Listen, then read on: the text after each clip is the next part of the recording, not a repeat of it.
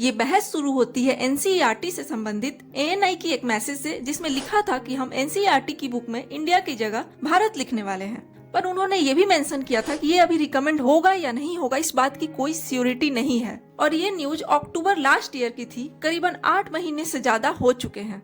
जिस मैसेज पर सदगुरु ने रिएक्ट करते हुए ट्वीट किया कि ये तभी हो जाना चाहिए था जब ब्रिटिशर्स हमारे यहाँ से गए। अगर हम ऑफिशियली नेम चेंज नहीं भी कर पा रहे हैं तो हमको बोलचाल में भारत शब्द का प्रयोग ज्यादा करना चाहिए। उनका कहना है कि हमारे जो एंशिएंट स्क्रिप्चर्स में भारत की रिलेवेंस है, जो हमारा हेरिटेज है, उसको प्रिजर्व किसी तरह हम रखें और यंगर जनरेशंस को पता चले कि भारत नाम इंडिया से बहुत पहले से है, इंडिया नाम बहुत बाद में आया है।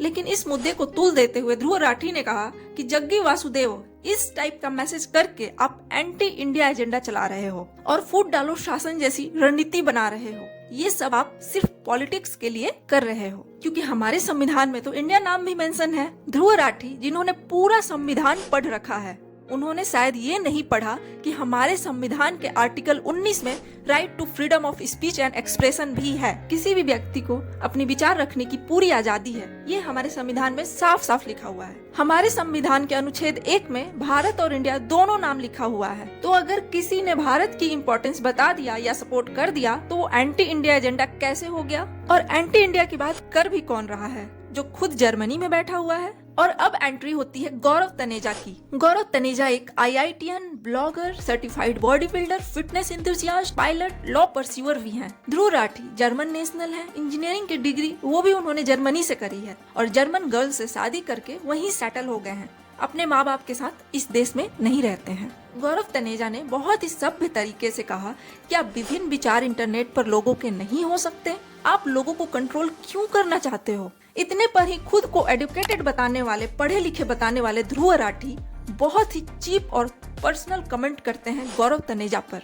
ध्रुव राठी कहते हैं कि आप अपने बच्चों को एक्सप्लॉइट करते आ रहे हो, अब आपके ब्लॉग चल नहीं रहे हैं, आपका करियर खत्म हो रहा है, इसलिए आप मेरे साथ कंट्रोवर्सी करना चाह रहे हो। और उन्होंने उनके इंस्टाग्राम फॉलोअर्स को भी दिखाएं। ओवरऑल ब्रांड वैल्यू से पता चलता है कि किसी का करियर खत्म हो रहा है या नहीं। सिर्फ इंस्टाग्राम के फॉलोअर्स से किसी का सफलता कैसे डिसाइड हो सकता है? तो इससे साफ साफ पता चलता है कि Dhruv Rathee freedom of speech, जो कि गौरव का सवाल था, उस मुद्दे से ध्यान भटकाने के लिए उन पर पर्सनल कमेंट किए। एल्विस यादव ने भी जब हिंदुओं के लिए स्टैंड लिया था, उस पर भी ध्रुव राठी को मिर्ची लगी थी। ऐसा लग रहा है जैसे ध्रुव राठी के हिसाब से किसी को भी कुछ भी बोलने का हक ही नहीं है। और जिस बात पर इतनी लड़ाई हुई, पीटीआई के एक मैसेज में एनसीईआरटी संस्था के द्वारा ये क्लियर कर दिया गया कि हम ऐसा कोई भी कदम नहीं उठाने वाले हैं। इंडिया का नाम जहाँ इंडिया मेंशन है वहाँ इंडिया ही रहेगा, चेंज नहीं होगा।